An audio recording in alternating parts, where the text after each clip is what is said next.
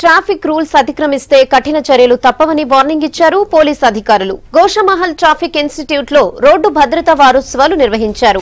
ఈ సందర్భంగా drunk and drive, minor driving లో పట్టుబడిన వారికి కౌన్సిలింగ్ ఇచ్చారు. డ్రంక్ అండ్ డ్రైవ్ లో పట్టుబడితే జరిమానాతో పాటు 6 నెలల జైలు శిక్ష తప్పదన్నారు మెట్రోపాలిటన్ జడ్జ్ ఆంజనేయులు.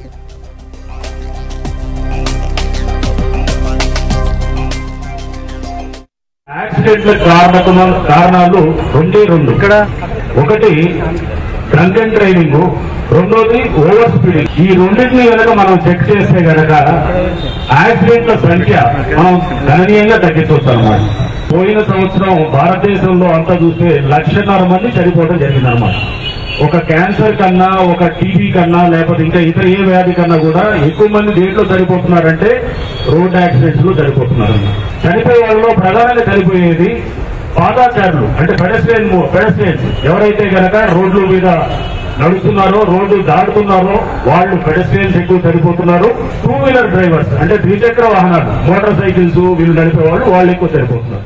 నేను 2015లో ఇక్కడ కోర్టులో ఛార్జ్ తీసుకున్నప్పుడు ప్రతిరోజు 50-60 కేసులు వచ్చాయి ఒకే స్టేషన్ నుంచి. అంటే అందరూ సెకండ్ టైం వాళ్ళు ఎట్లా ఈ పరిస్థితిలో ఒక 20% ఉండేవాళ్ళు, 10 నుంచి 15 మంది వాళ్ళు ఉండేవాళ్ళు.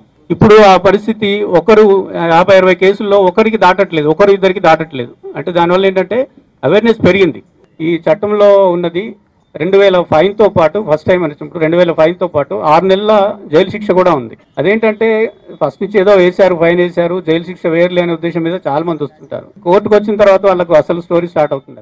ఇలా రోడ్డు సేఫ్టీకి సంబంధించిన జాగ్రత్తలు పాటించడంలో చాలా వరకు ఇలా traffic police, Hyderabad city police ఒక పకడ్బందీ వ్యూహంతో, పకడ్బందీ ప్రణాళికలతో ముందుకు పోతున్నప్పటికీ రోజు రోజుకు వాటిని ఇంకా ఉల్లంఘించుకుంటూ ఇలా లైట్ గా తీసుకుంటూ పోయే ప్రయత్నం చేస్తున్నారు. ఇవాళ ట్రాఫిక్ చట్టాలు, పోలీస్ చట్టాలు, ఇవాళ ఉన్న నగరంలో ఉన్న అడ్మినిస్ట్రేషన్ ఆషామాయిషిగా గతంలో ఉన్నట్టు ఉండదు, గతంలో పోయినట్టు పోదు. ఇవాళ డ్రింక్ అండ్ డ్రైవ్ కానీ, లైసెన్స్ లేకుండా పోవడం కానీ, ఫ్రీక్వెంట్ గా యాక్సిడెంట్ జరగడం కానీ, ఏది రోడ్ సేఫ్టీ లేకుండా పోతే అన్నిటికన్నా కఠినంగా ఇలా వాటిని ఇంప్లిమెంట్ చేస్తానికి ట్రాఫిక్ పోలీస్ వ్యవస్థ, రోడ్ సేఫ్టీ వ్యవస్థ, మున్సిపల్ అడ్మినిస్ట్రేషన్ ఇలా 3 కలిసి చాలా సీరియస్ గా పోతున్నాయి. సంవత్సరంలో వీలైనంత కాడికి ఇలా యాక్సిడెంట్ల చనిపోకుండా ఉండేటట్టు చూడమని గౌరవ ముఖ్యమంత్రి గారు ఇలా పోలీస్ వ్యవస్థను ఇలా ఆదేశించడం జరిగింది.